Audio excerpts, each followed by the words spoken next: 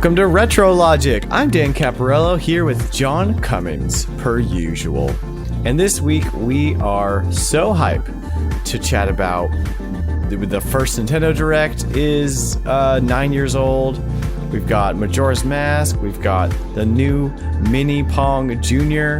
coming, and a whole bunch of other stuff. But first, let me ask you, John, how cold are you right now? Hands aren't quite numb, but it's a little chilly in here for sure. It's a little chilly, yeah. It's ditto. We had a cold front come in today, and I said to myself, wow, it is going to be absolutely freezing in my garage when I try to record tonight. So that's going to be fun. It's fun. It's kind of fun. Yeah, we've already had our first freeze, so we've definitely felt that cold front. Yeah, to us, a cold front is like, it got down to like 50 today, and we were like, yeah. Oh, no, we were already like 35 today. It's already hit. Yeah, y'all froze. Y'all froze over. Yeah, for sure. Well, the first thing I want to do up on the top of the show is I want to announce the giveaways, the winners of the giveaways. We had 2 giveaways this weekend on Twitter. The first one was for a Nintendo Switch Online Super Nintendo controller, the wireless Bluetooth one. They're very nice. They're very fantastic. Sleek. And the winner of that is at Braves Cali. Congratulations, Braves Cali on Twitter. I have already contacted you, but congratulations again. And the second giveaway was for an authentic vintage Wavebird controller for the Nintendo GameCube, silver platinum one. And that's a hot commodity these days, especially with the receiver. The winner of that is Philip Paulson 2 at Philip Paulson 2 on Twitter. So congrats to you, Philip Paulson Twitter on congratulations.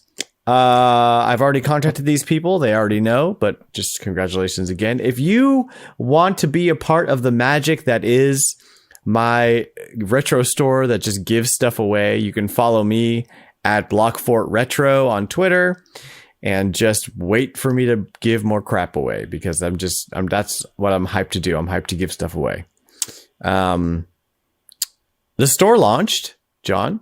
Yeah, I was going to say, it launched. You're not just giving stuff away. People also have a place to shop now, finally.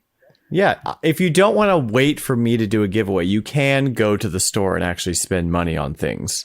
It's all retro games, and there's a few Nintendo Powers and some accessories in there. I started off with about 63 items, and so far today I've sold 13 items, which is like crazy. I thought like maybe you would buy something, John, and that would be it. And you did end up buying something. You bought battle tanks for the N64. I sure you did. Enjoy that. Yeah. Don't know why you bought that, but you did. You like it, and I'm not going to make fun of you for it very much. So So I've just been on a high all day because I've been working on this thing for about 4 months. Just like either I was, I had a little bit of seed money.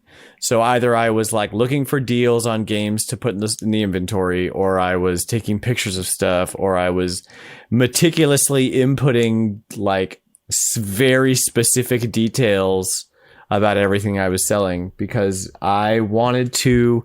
Part of my problem with eBay is that sometimes you buy something and you're not really sure what the condition is going to be or if it's going to work. And, that's just part of the problem of buying retro online anytime, save for a very specific few places that do a really good job of documenting that kind of thing. And I wanted to be one of those places. So when you buy something from me, it has been tested if possible. If I have the console, I tested it, and you will know in the description whether it's been tested or not. You'll know the condition. You'll see pictures of discs. You'll know whether it's complete, if it has all the manuals and inserts. You'll know if it's just a disc or a case or whatever. And there's going to be no surprises when you open up your package. So that's what I wanted to do. That's my vision. And it's great. It's fun. You can search for my store. It's also called Blockfort Retro. There's a link for it in my Twitter, or you could just search on eBay for it. And I would love for you to stop by and just browse and just see what's in there. And I'm going to try to update with new inventory weekly. I'm already shopping for some new stuff, so we'll see how that goes. You got a good selection thanks for letting me. Far. Yeah, pretty good. Thanks for letting me do that rant. We can jump into the rest of the show now, into the normalness of it.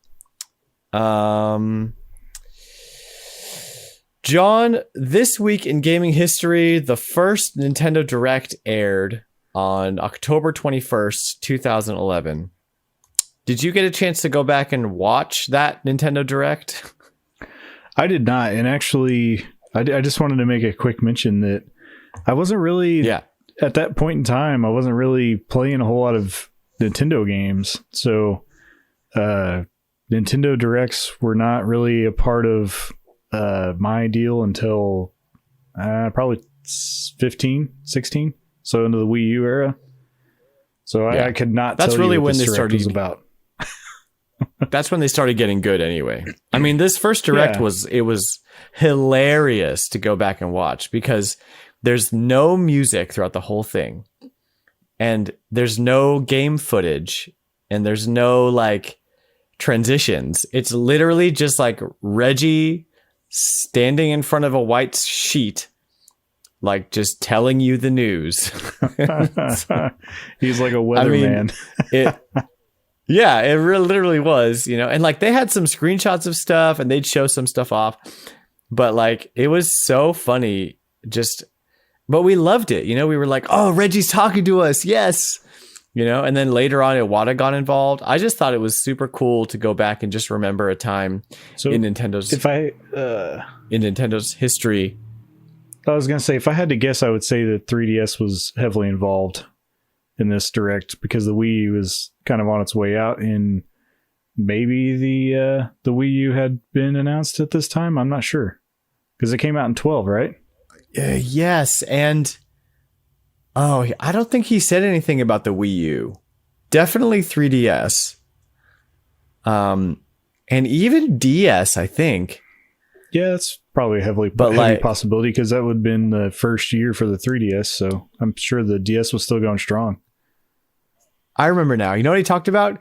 He talked about there was a special 3D Shrek like music video that you could watch exclusively on the 3DS. Oh, that sounds like Nintendo. I mean, there was so much non-news, And then he talked a little bit about Skyward Sword, which was about to come out. But I mean, just like go back and watch it because it is really funny now. Yeah. So yeah, anyway, happy birthday to the Nintendo Directs. We haven't gotten one like a general Direct in a long time, and I'm actually of the opinion that they are dead. Like we're only going to get very specific kinds of Directs from now on. There's not going to be another like a general Nintendo Direct. Here's what's coming up. It's like always going to be a Nindy Direct or a Direct about a specific game or one of these new partner showcases. That's my opinion.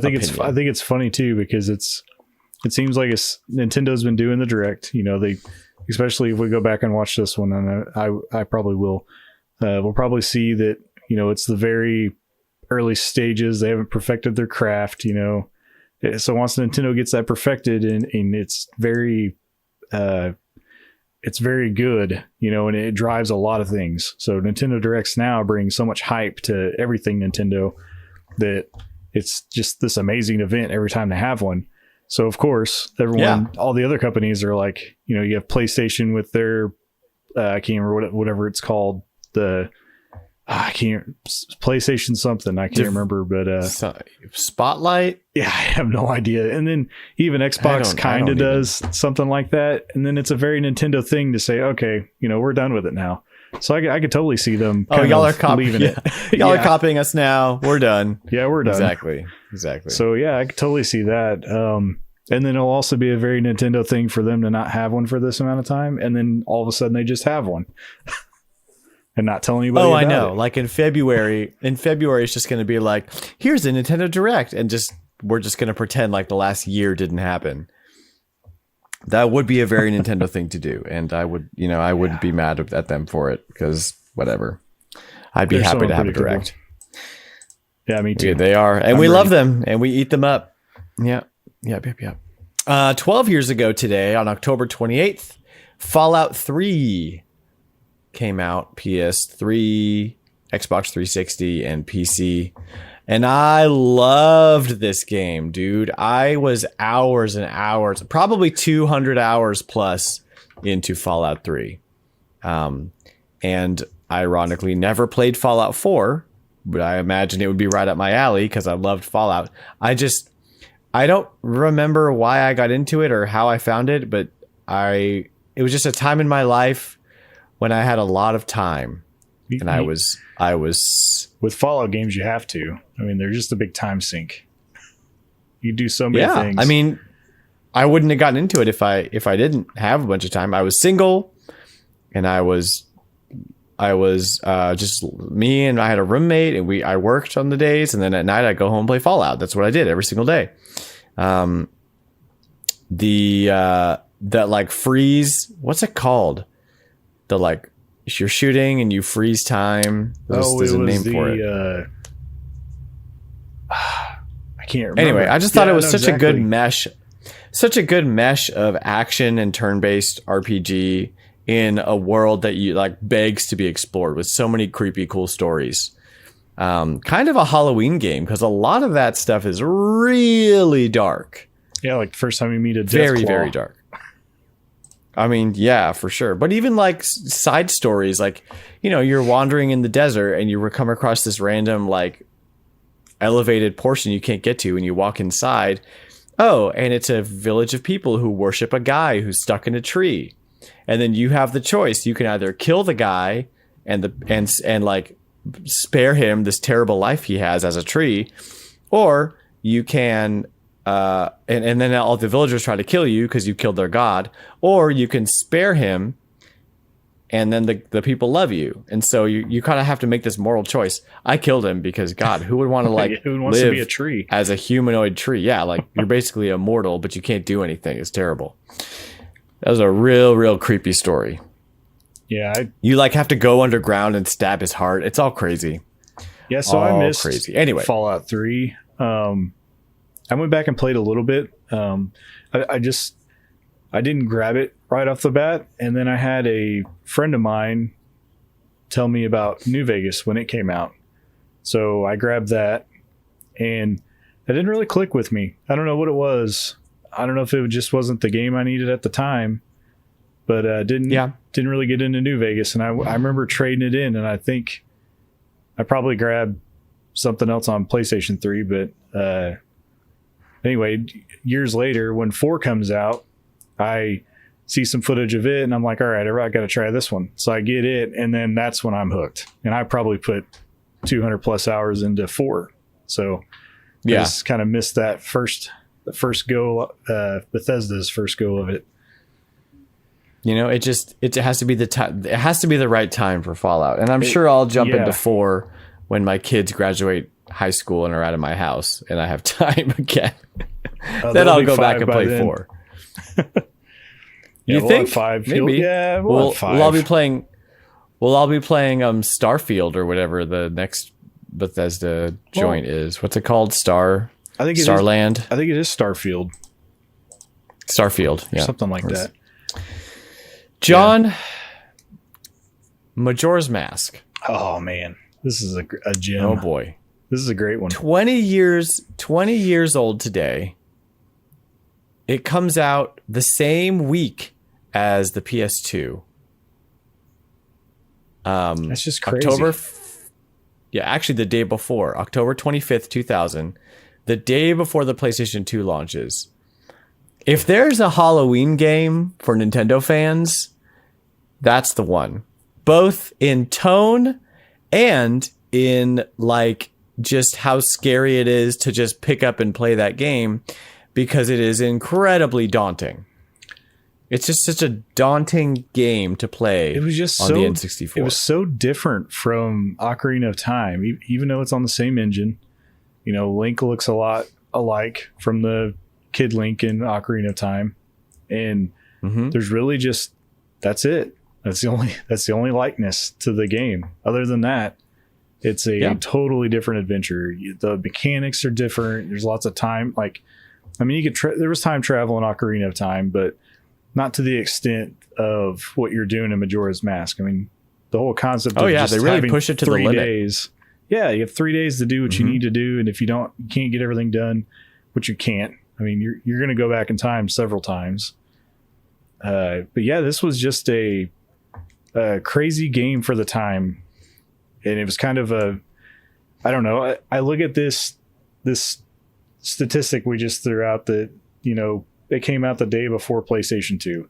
And I think about just how awesome it would have been if Nintendo could have done this all over again and released Breath of the Wild 2 the day before PlayStation 5 comes out. Because it's kind of would have been the same setup move, you know? Yeah. Yeah, totally. I think we're going to have this to wait. This game had a bad rap. Yeah, this game had a bad rap for a long time. And I think part of it has to do with the fact that Ocarina of Time was, and still is, just considered such a like landmark game, right? I mean, we go back and still compare games that are coming out today to Ocarina of Time.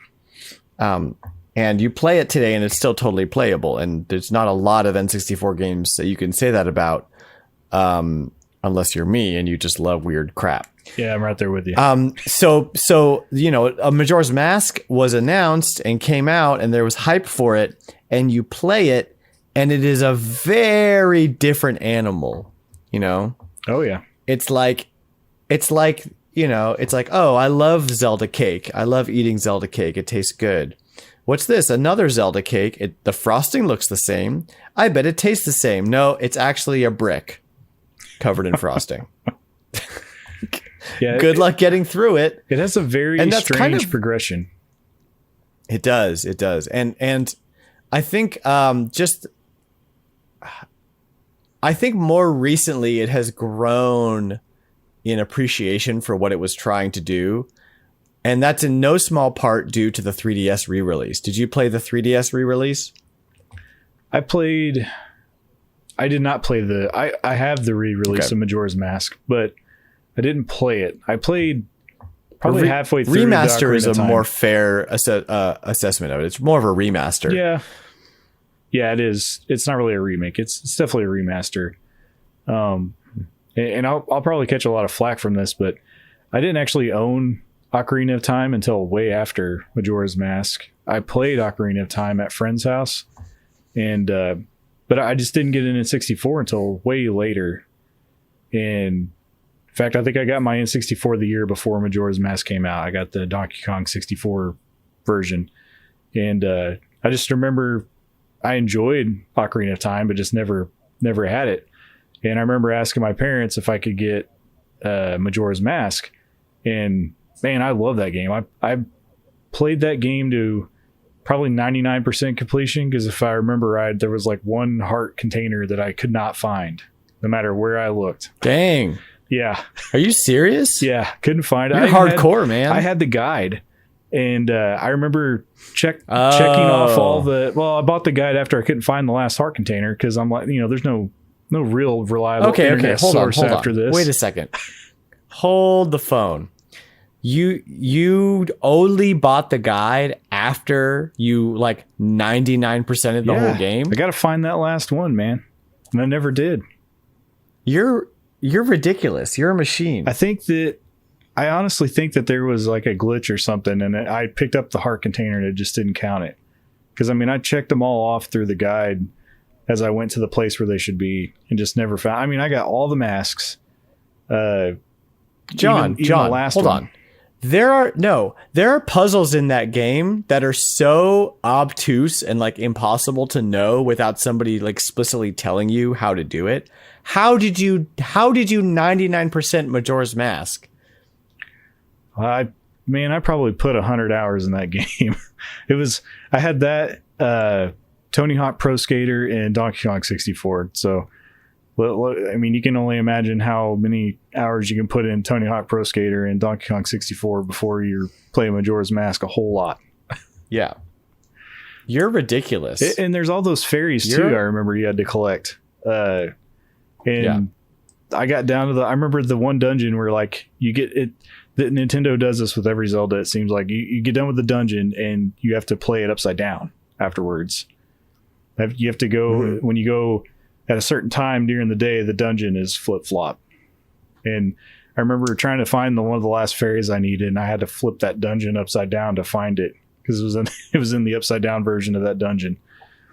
And you get the big great fairy sword. Ridiculous. I'll tell you. I will tell you where every time I play this game, I stop. Do you want to guess what it is? Guess where I stop every single time I pick up this game. I have no idea. Most people don't make it very far. I know that. The frickin' water temple. Oh, well, that water temple puts the Ocarina of Time water temple to shame. It is a series of interchanging and intertwining pipes, and it doesn't make any sense. And even the boss battle is impossible. And the placement of the save owl in that dungeon is terrible. And that is where I look at myself in the mirror and I say, Dan, you don't need to be spending your time on this game. You could go play something that's fun. And I know that's totally a me thing, and it's fine. And you know, here's my thing. I could totally appreciate Majora's Mask. I 1,000% appreciate it for what it's trying to do, what it's doing. If I ever play it again, it'll be the 3DS remake because of all the quality of life improvements. But there's a really good chance that that's not going to happen. So I love it for what it is, and I'm glad that it exists and that it got made. Just not my cup of tea. You're either an Ocarina of Time fan or you're a Majora's Mask fan. Like, you very seldomly That's kind of how it is, right? Yeah, you very seldomly find somebody that just truly enjoyed both of them. And I think a lot of super Zelda fans will like make their way through Majora's Mask just because they kind of like are obligated to. But they're not. And they may tell you they like it. Sure. Right. Exactly. They may tell you they like it. I just kind of question whether that's true or not. There are a lot of things to love about that game. There's just too many points where it just kind of stops you dead and makes you want to pull your eyeballs out. Yeah. And it's one of those, I haven't played it since I beat it, when I was 14 years old. So this is I probably couldn't even tell you half the things.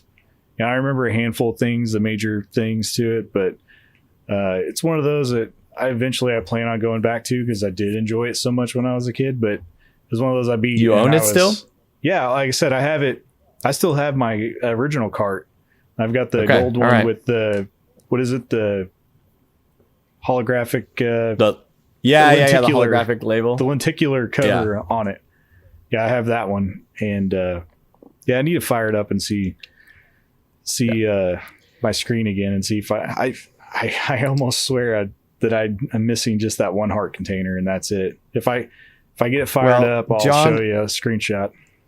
Yes, we at some point need to get you to stream Majora's Mask, as much of Majora's Mask as you can stand. Oh man. Just like start a fresh file and just see what you remember, because that would be really fun to hear you talk about it. I remember how broken that enemy. Sorry, continue. But I got the last boss. I remember struggling so hard the first time that I fought him, and then you get the great deity's mask, and it transforms you into the warrior Link, and he throws they look like boomerangs or whatever, but it's coming out of the end of the sword, and you can do that 3 times and it kills that last boss. That's how cheap. Oh my god! Yeah, once you collect all the fairies and get that mask, you can just 1-2 shot bosses afterwards. Any of them.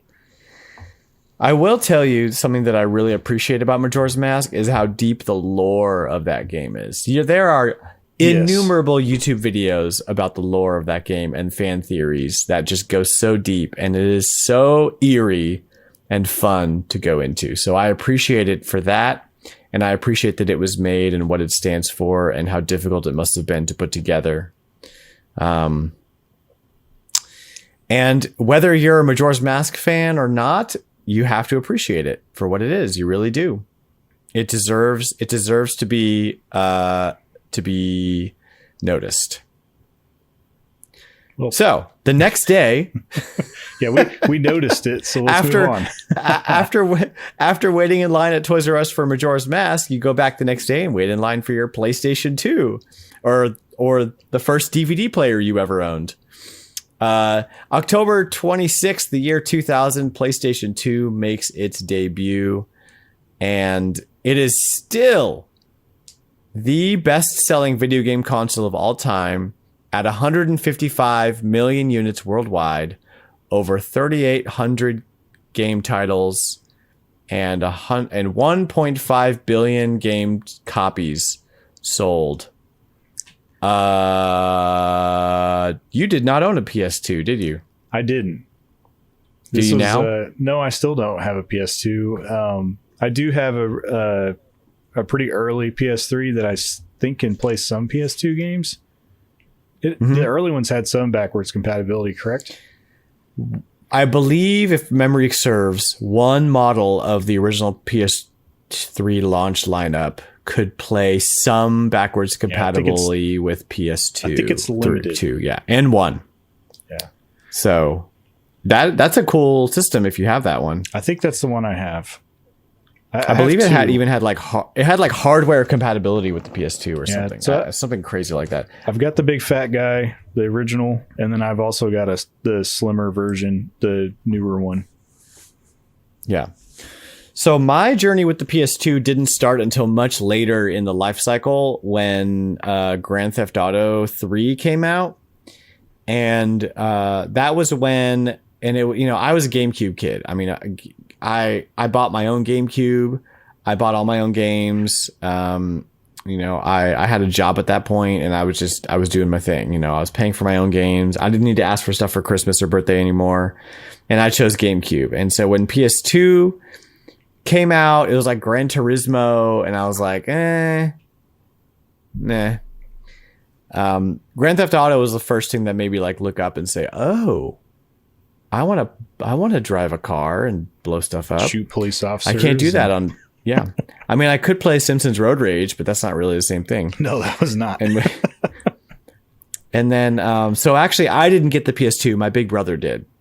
And he played Shadow of the Colossus and Resident Evil or was it Resident Evil or was it Silent Hill? Silent Hill. It must have been Silent Hill. Well, they had Resident Evil. And yeah, but I think it was Silent Hill because my first introduction to Resident Evil was 4 on the GameCube.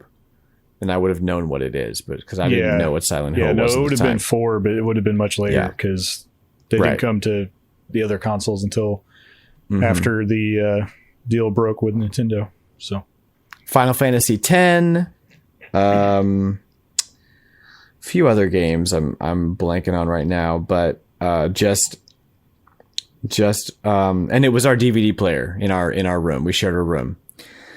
Had a blast with it. I really liked it. I was such a Nintendo fanboy that I think I was blinded to like what else I could do with it, Yeah. I could see that. But it deserves respect. I mean, it deserves to be heralded as this juggernaut of a console that launched tons of franchises into the stratosphere, I mean, Grand Theft Auto wouldn't be what it is today if not for 3.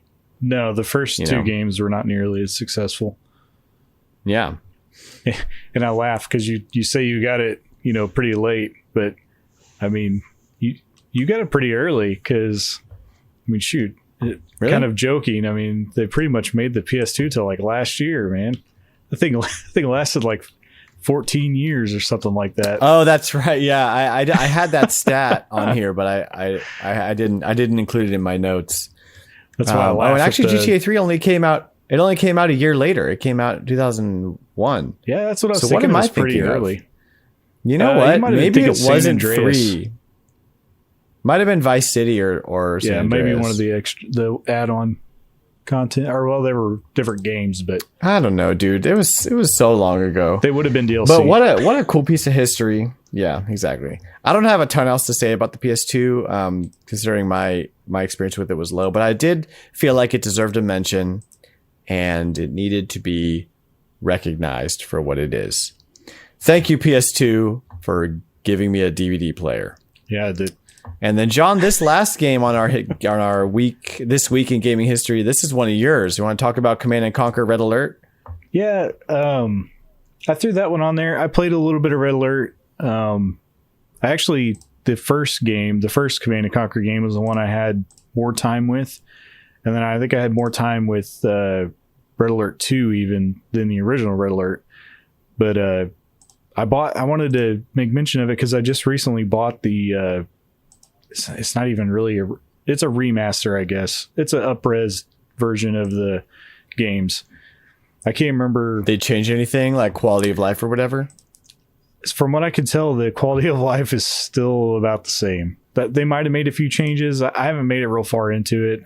I've just been kind of tinkering away at the campaign a little bit. I bought it on Steam. But they have the original Command and Conquer, Red Alert 2, and then I think there was another base Command and Conquer game that wasn't part of the Red Alert series that's also in there. But yeah, they're basically they're made to function on Windows, the newest version of Windows, and they just look a little bit better than because man, those things look like garbage. If you go back and try to play like the Windows 95, 98 versions, yeah, they're really hard to look at. It's bad. Yeah. I mean, you go back and play the original StarCraft even, and it's kind of like, ugh. This used to be like state of the art. But yeah, I was going to say, StarCraft was Blizzard, and it was like probably 5 times more polished than Command and Conquer at that time. Now this looks like absolute dog turds. Like, it's bad. I played a little bit of Command and Conquer. I was really into the RTS genre actually after StarCraft. I dove deep into it and played Command and Conquer, played Star Wars Empire. What was the Star Wars RTS? Empires? Battlegrounds. Wasn't it? Battleground? No. It was Battle something. Was it Battleground? I guess it was Star Wars Battlegrounds, something like that. Because it's not Battlefront's the first person shooter. I think it was Battlegrounds is what it was. And then like anything like top down God view strategy. I played tons of Dungeon Siege and kind of turned into I had like a lot of just macros in that game, and I was obsessed with StarCraft. I mean, we'd have StarCraft LAN parties. Oh yeah. But but Command and Conquer, if I remember correctly, it was much more story heavy than any of the other, wasn't it? The original one, no. The original one, I would say, is Red Alert. Though Red Alert had a little more story, but I think StarCraft or Warcraft are way more story oriented than any of those other RTS games. Well, dang. Yeah, StarCraft has a pretty heavy story actually. All the way through StarCraft 2. Yeah, I don't know. Maybe I don't know what I'm talking about. It's whatever. One thing to note on Command I'm trying to find something nice to say about Command and Conquer. I know. So the funny thing about Command and Conquer and how I say it's so horrible looking, I actually got introduced to this game on the N64, I think. When I think about it, I think I played it on the N64 first. It was either N64 or PlayStation at somebody's house. I can't remember. But I have it on RTS N64. on console in the 90s, baby. Nothing worse. Yeah, no, it was really bad. And then I also think, and I might have this one backwards, but I think that I got StarCraft 64. I think I had a buddy. I know I had a buddy that had it, but I can't remember if we played it on PC first and then got it for 64 or the other way around. Pretty sure that we started on 64 because I don't know anybody that would buy it for 64 after playing it on PC. Like, that just doesn't make any sense to me. So that must have been where we started. Which I don't recommend that you play either one of these games on N64 if you haven't played them before. Ridiculous. So that's our This Week in Gaming History segment. We're going to jump into some old news, which there's quite a bit here to chat about. 2 major ones for sure. We've got the new Mini Pong Jr. coming soon. This thing looks created by. It does look awesome. Created by Eunice, the makers of the coffee table sized tactile Pong game. Have you seen this thing? Yes. I'm hoping that the mini one comes in a lot cheaper than that one, but I would totally buy one of those. Those things are awesome. Yeah. I actually played one at Classic Game Fest in 2019, maybe 2018. I guess it was last year. And the thing is mind-blowing. It's just mind-blowing. Like, you're looking at these physical things on a board and they're moving like they would in like a normal Pong game. Yeah. It's so cool. It is so cool. They did such a good job with it, and I love it. And I'm not going to pay the price for it. But yeah, no, they're got to be high dollar. I don't know how much they are, but for sure. I played one in Canada. At least. Yeah, I was in Canada on a business trip, and we went to some it's not a barcade, but it's kind of like a Dave and Buster's, but even maybe more a little bar oriented than that. And they had one there, and I'd never seen one before. So, I instantly was attracted to that. I had to go over and check it out. Mind blowing.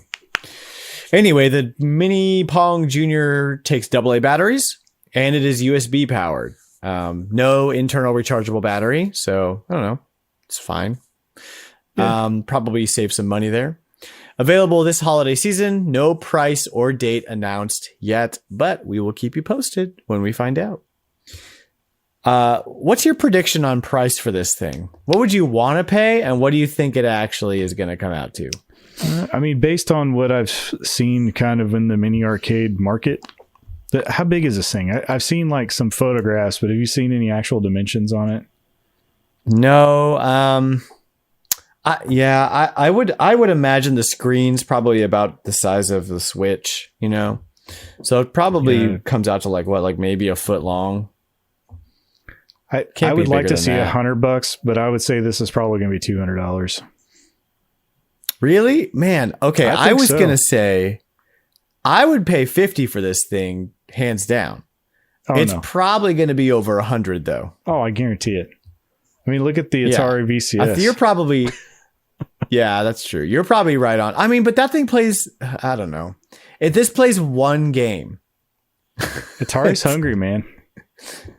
They want your money. It plays one game. Oh, yeah. Also, if this thing's $200, those knobs better be buttery smooth. Those things better be like the best knobs they will be ever made. They'll be very good. They better be. The whole thing. I say what I say because whenever I look at it, it looks like it's very well constructed. It doesn't look like a cheapy, tabletop arcade thing that you normally see, like around the $50-$100 price range. That's why I think that it's going to be a little bit more costly than $100. I could be totally wrong. Here's my thing. Yeah, here's my thing with it. Like they probably, because of the size, because of the lack of an internal rechargeable battery, and I think it's going to come in around the $100 mark. I just feel like they're targeting an audience, like an almost an impulse buy audience, kind of like the Super Nintendo Mini and SNES and NES Mini, that audience where it's like, oh yeah, like I'd spend $80 on a cool little Pong thing to play with my friends. $200 is getting into this plays multiple games that you can buy territory, which this thing does not do. If they were going to make a $200 version, I think it would be bigger and it would be rechargeable. It might even be solar powered. I don't know. I just feel like, I don't know. We'll see. We have our predictions down. Whoever wins gets the golden goose or something. Sega's selling you a Game Gear that's half the size of a Game Boy Micro for $50 with 4 games. But there's 4 games on it. There's 4 games. There's 4 this games. Has one and you only game. Want one game out of the 4. Oh man, yeah, you're right. I don't know. I mean, I just I guess when you integrate a screen into something, that jacks the price up. But you're talking about a Switch Lite or Pong. They can't. That doesn't equate to me. Atari needs to just make Pong for the Switch. And then they would have a Mini Pong Jr. Oh, and we need Joy-Con that are just the knob. Yeah, just the dial. Talking. Yep. Yep. Give me a dial con. Just snap them on, and there's 2 dials. Done skis. All right, I'm in. I'm down for that.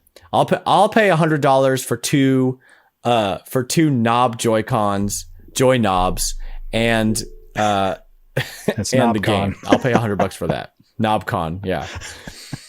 All right, and our second piece of news today is, of course, the Fire Emblem Shadow Dragon and the Blade of Light. The very first game in the Fire Emblem series will launch in the West for the first time as a re-release on Nintendo Switch. Originally released exclusively in Japan on the Nintendo Famicom, and it will be available digitally December 4th for $5.99 for a limited time for some reason again. Why? Why are we doing this? Something's happening on that day, man. So dumb. Why is it for a limited time? Why? Because they're going to give us Explain Fire to me, Emblem John. 99. Oh my God. Shut up. A special Fire Emblem 30th Anniversary Edition will release, and it will be available at selected retailers at a suggested retail price of $50. And it will include, are you ready? You're taking notes? Nostalgic, stylized physical NES box. Replica NES game pack art piece with protective sleeve. Colorful 222-page Legacy of Archania Deluxe hardbound art book. Game download code. Game download code. NES style instruction manual. Newly localized from the original Famicom release. Fold out world map and a mini Nintendo Power retro collectible. That is a lot of stuff for somebody who loves Fire Emblem. Like me. You gonna get one? I've been trying to. Best Buy's had them open a few times, and I've missed them. And I believe GameStop has had them open a few times, and I missed them. I want to believe this one's not going to be so hard to get a hold of that, like, they don't reappear again. I think these will come back like a few times before they release, and then there'll probably be a few to purchase after they release. I don't think it's going to be one of those real obscure things that just you can't get a hold of. And I hear a lot of people complaining that it doesn't come with a game cart, but really for $50 with the amount of stuff that they've thrown in this, I'm not really that surprised that it doesn't have a game cart in it. Game card would have been a nice little bonus, but I mean, you don't need it. This game is seriously going to take up probably like a few megabytes on your. It's a right. It's an NES game. Yeah. I mean, it's not worth purchasing a cart. Yeah, it would be it would be a very waste of a cart. Yeah. This replica NES game pack though looks very sleek. Yes, it does. It looks real nice. It's clear. Mm-hmm. With a sticker on it. Yep, clear with a sticker. It's amazing. Yeah, it looks awesome. Mm-hmm. I mean, it's a 222-page art book also.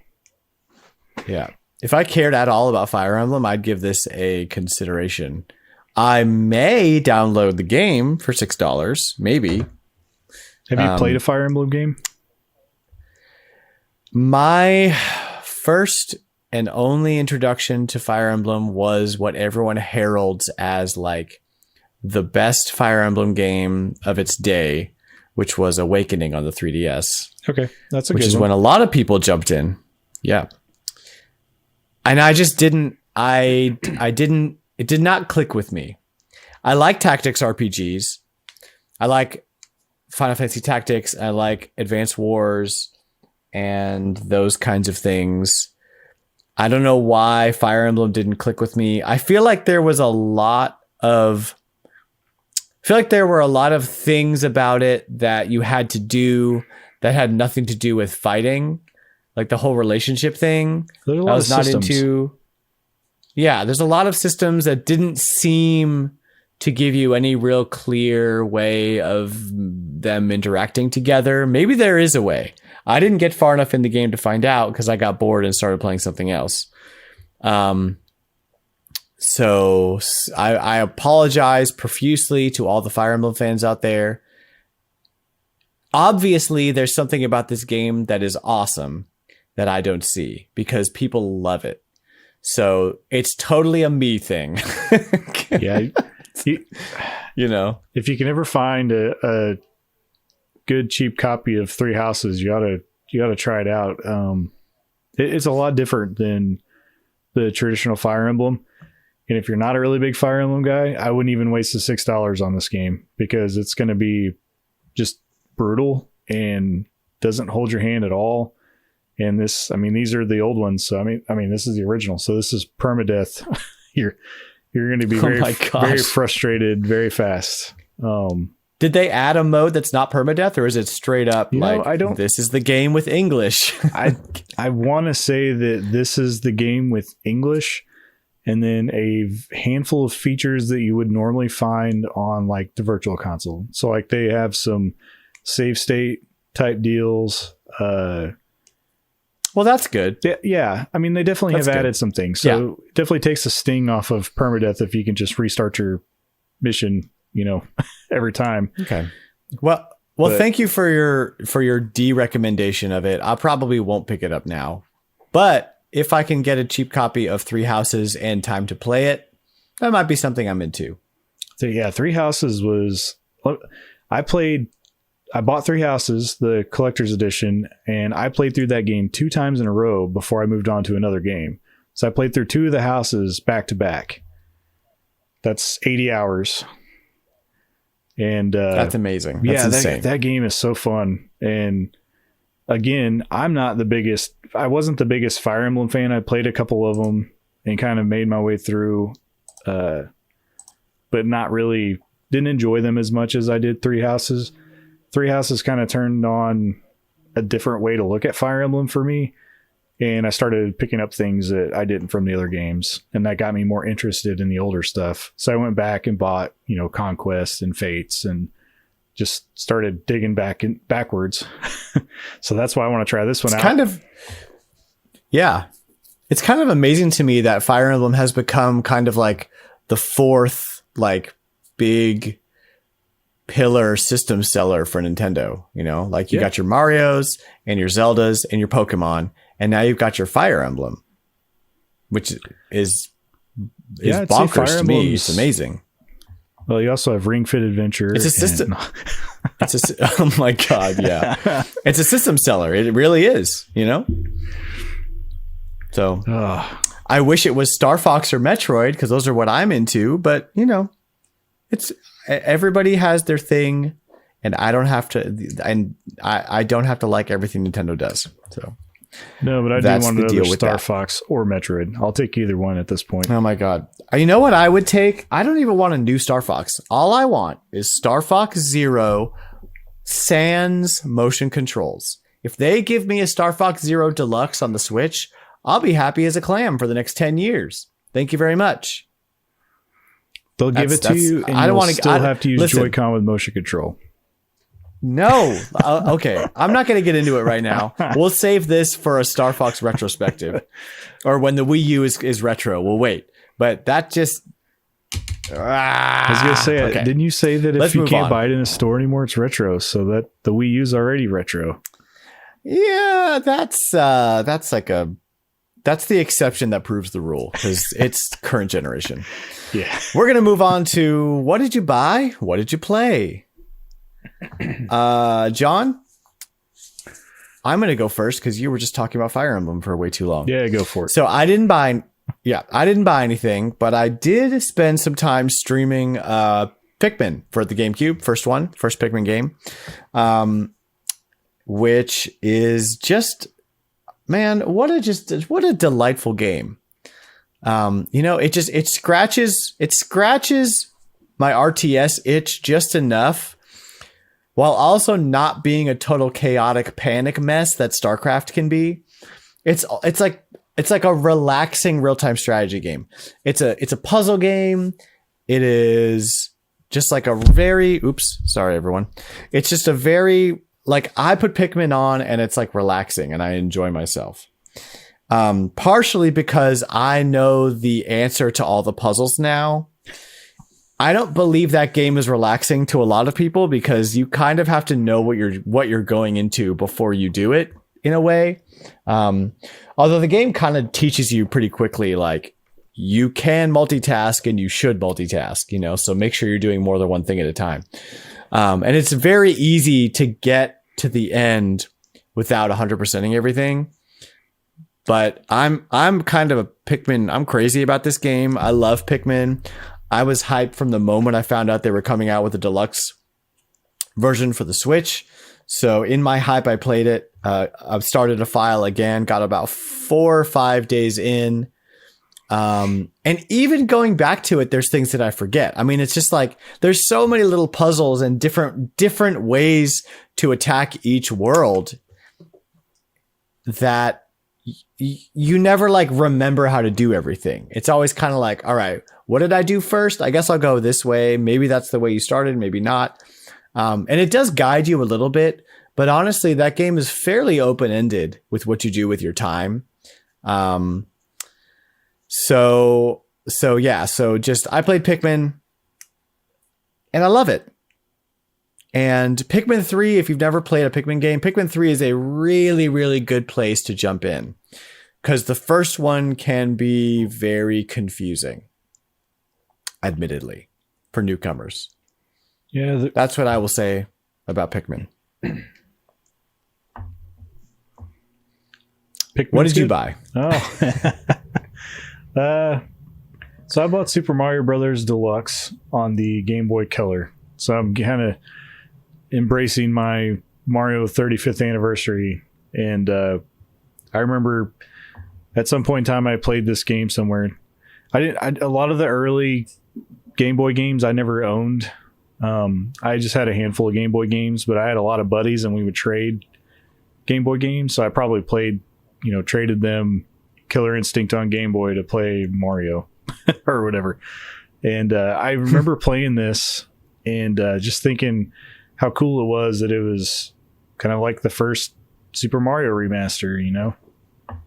Right. And so I found a copy of it pretty reasonable while I was at a flea market, picked it up and tested it, played a little bit, and it's Mario. It's good stuff.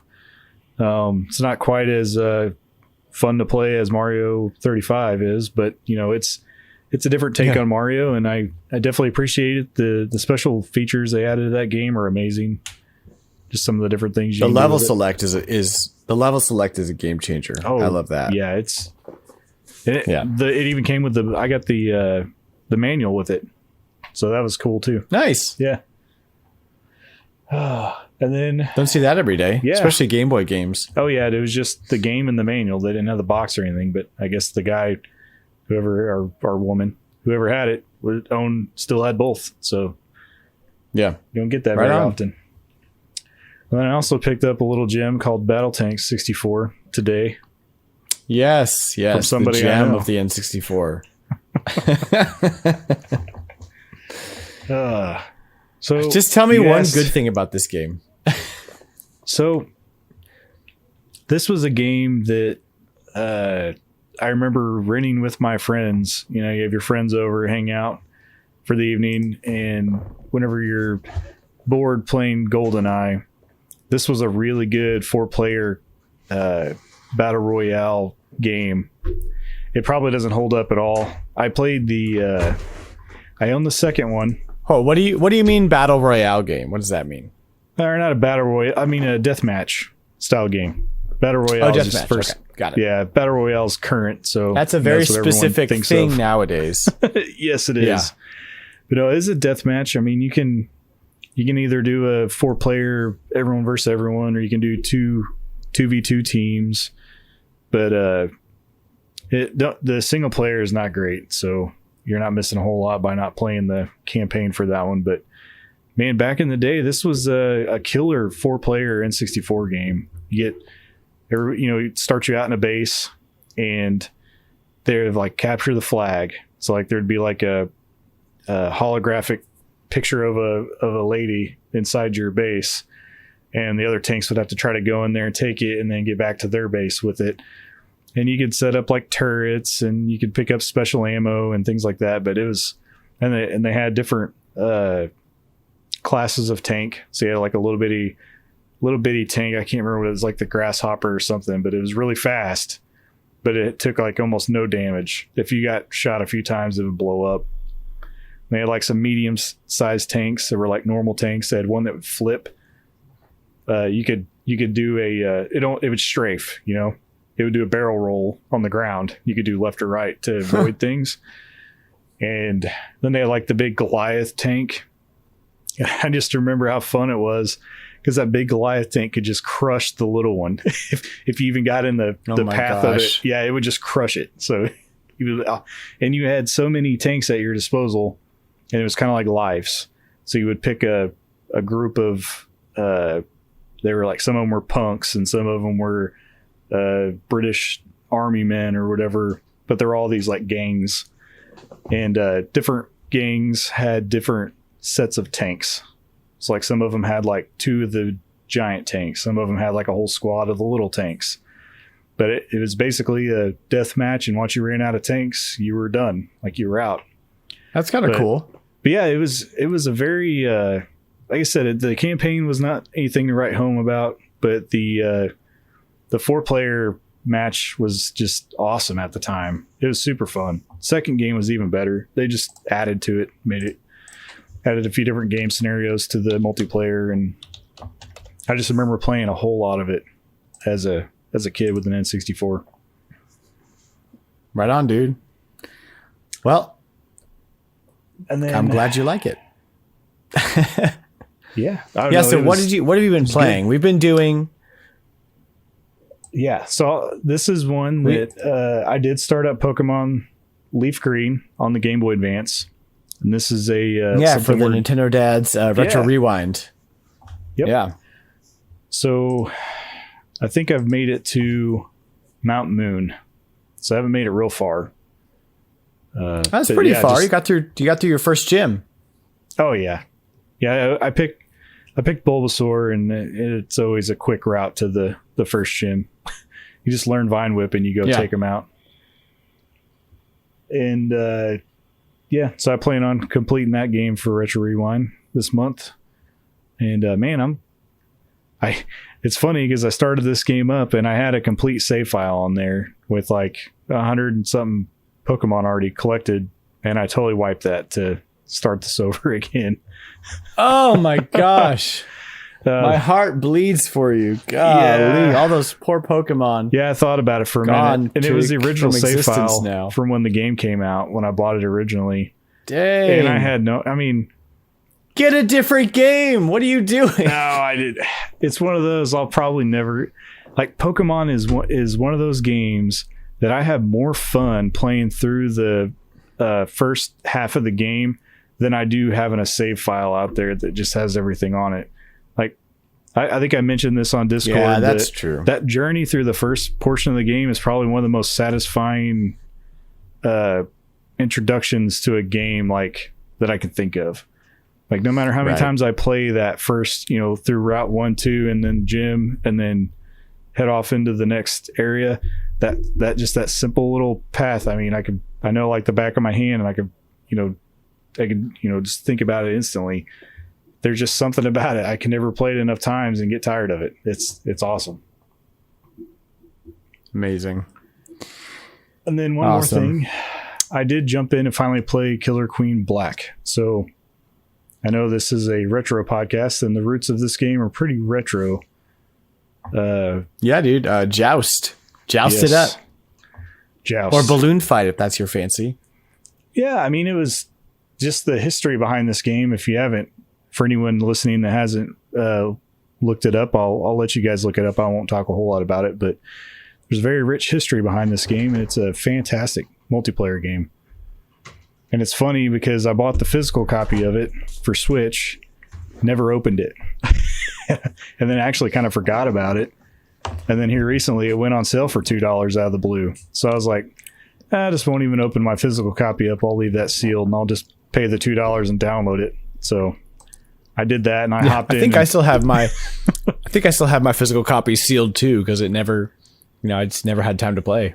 Yeah, it came out at a time where like the Switch was just firing on all cylinders. I was getting so many games, and just never didn't know anyone else that was playing it at the time, so I just never even opened mine. And then since it went on sale, there's been a ton of people playing. It's easy to find a match. I just hopped in and played a few matches throughout the week. It's been fun. Nice. I know the Nintendo dads were playing for a little while. It's not hard to find someone on there who wants to play with you. Nope. So let's jump into our community questions for this week. If you have a question, if you want to know the real deal about sorry, that's some Beastie Boys for you. If you want to send us a question, you can send it to retrologicgc@gmail.com. You can send it to Block Fort Retro on Twitter, or you can send it to John here at SuperDatFast on Twitter.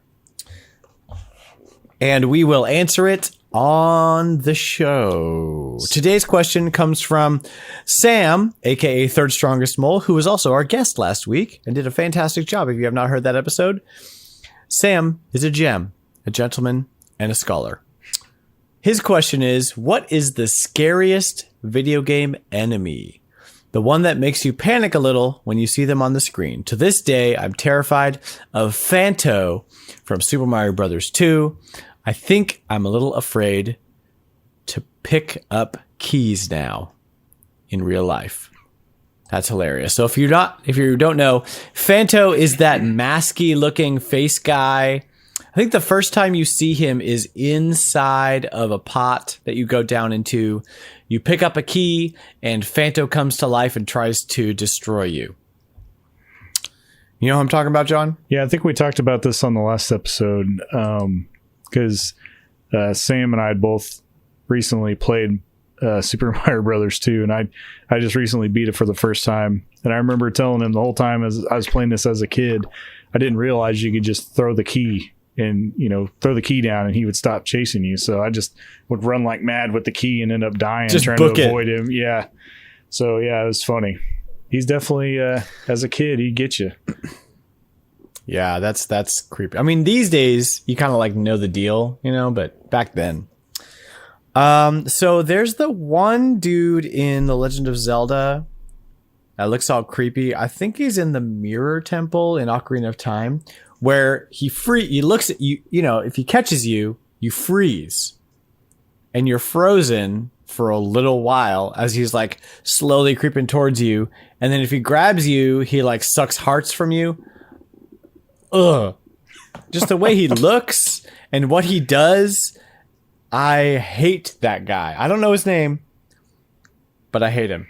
I can't remember that one's name either. I was trying to think about that earlier. Because that's a good choice. That guy is definitely... I'll see if I can look in our Discord. We were talking about it in our Discord. Maybe I can find it. So while you're looking, I'll go ahead and call out some guys. Did you ever play Eternal Darkness? That game's full of some very creepy... all the horrors.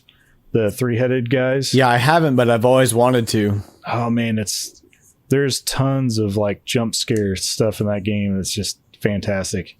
Just the monster design for some of that stuff, which for, this is a Nintendo game. So that was even more crazy at the time. I remember buying it. It was a Nintendo game. So I was like, all right, I've been playing all these first party Nintendo games. I'm just going to buy it, check it out. It was not really what I was expecting. I've always wanted to play it. I've never been able to. It's called Dead Hands. Dead Hands from Ocarina of Time. Yeah, that guy. Screw that guy. That was actually my brother's pick on Discord. Yeah, that was ridiculous. That guy was definitely creepy. And then Sam talked about this on the last episode, but he talked about the eggplant wizard from Kid Icarus, which freaked him out. It turned you into eggplant. Yeah. Totes. Oh. I mean, really, any of the early Resident Evil games were pretty good at getting you with a good jump scare from the... What were those ones that hang from the ceiling? Oh, I don't remember. Oh, geez. Yeah, I'm not good with the names of the bad guys, but I just remember... The boss... I didn't even play... That... Oh, go ahead. That one boss in Resident Evil 4, that's like the fish guy. Oh, yeah. Anything underwater that like you have to wait for it to come up? No. Sorry. Nope. Nope. Yep. You're out. I mean, really, so Metroids in Metroid Prime Yeah. are just like being attacked by a Metroid in first person is terrifying. Can't see, health is being drained, panic inducing. Like, what do you do? Ridiculous. Stop, drop, and roll. Yeah. Hit yourself in the head. Yeah. That's a great question, Sam. Thank you for throwing it at us. Yeah. So Send us some more questions. We'll answer them. send us some more questions. We've got a whole episode next week. Wide open. Might even have a guest on. Who knows? Trying to do like every other episode guest thing, but I think it's working out pretty well. John, anything else you want to chunk our way? You want to yeet at us? Yeah, I don't think I have anything off the top of my head. I think we've covered quite a bit today. All right, we got a nice clean hour in for you guys this week. Thanks for listening. We super appreciate it. This is Retro Logic. We're the official podcast of Blockfort Retro, which is my store on eBay. You should go check it out. If you like what you hear, you can check us out on Twitter. I am at Blockfort Retro, and John is at SuperDatFast. Give us a shout. Send us a picture of your game collection so we can ogle it. That's what we love to do. We love to ogle other people's game collections. That sounds dirty. Yeah. Got a question for us? Don't forget to email it to retrologicgc@gmail.com, or shoot us a note on Twitter. We would love to hear from you. From me, Dan Caparello, and from John Cummins, thanks for listening. See you later. And we'll catch you next week.